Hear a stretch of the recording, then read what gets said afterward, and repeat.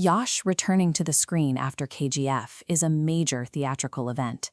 It carries immense financial stakes and massive expectations for the Indian film industry.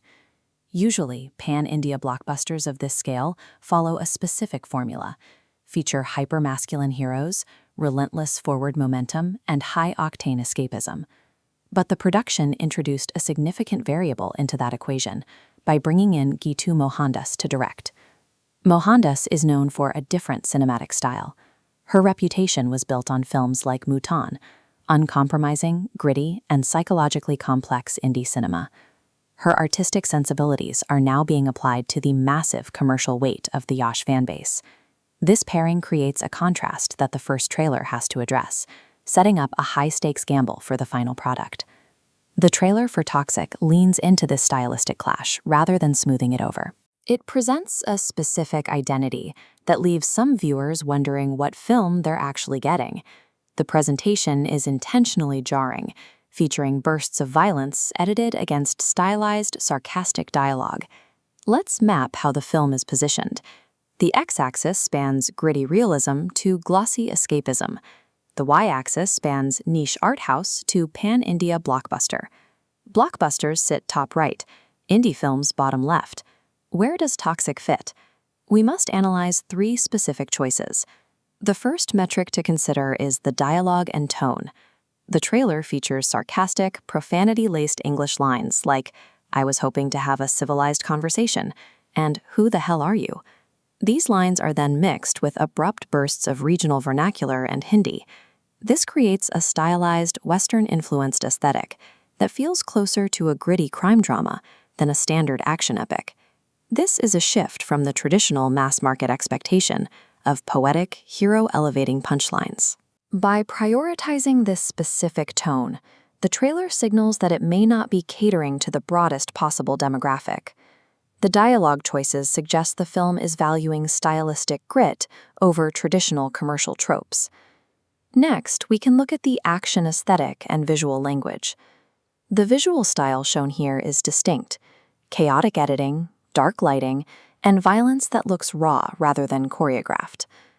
This contrasts with the bright, glossy, slow-motion sequences often used to define the scale of a pan-India blockbuster. This aesthetic suggests a more grounded cinematic experience. It focuses on the grim nature of the environment rather than the spectacle of the action. For the casual viewer, this means fewer whistle-worthy theater moments in exchange for a more immersive, dark atmosphere.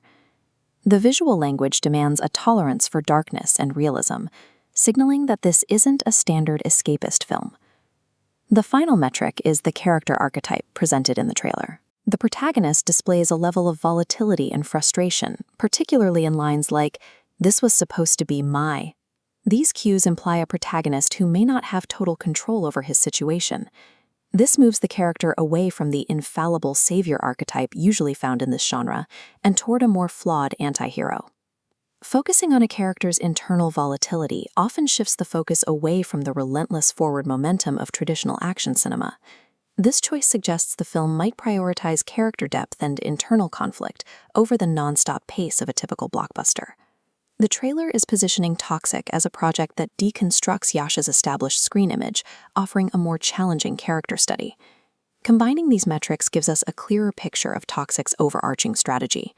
The trailer reveals a high-risk approach to a major star-driven project.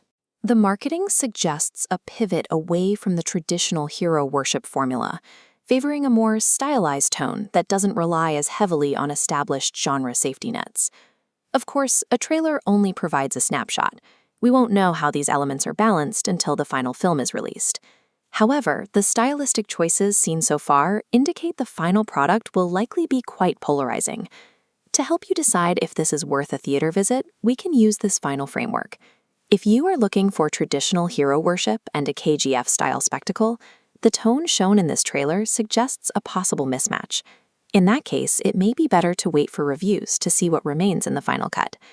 But if you are looking for an experimental gangster thriller with character depth, then the trailer signals this project is aiming directly at your interests, making it a high-value theatrical choice. While this collision of massive stardom and indie grit is a gamble, It marks a distinct attempt to offer something different in a genre that usually plays safe.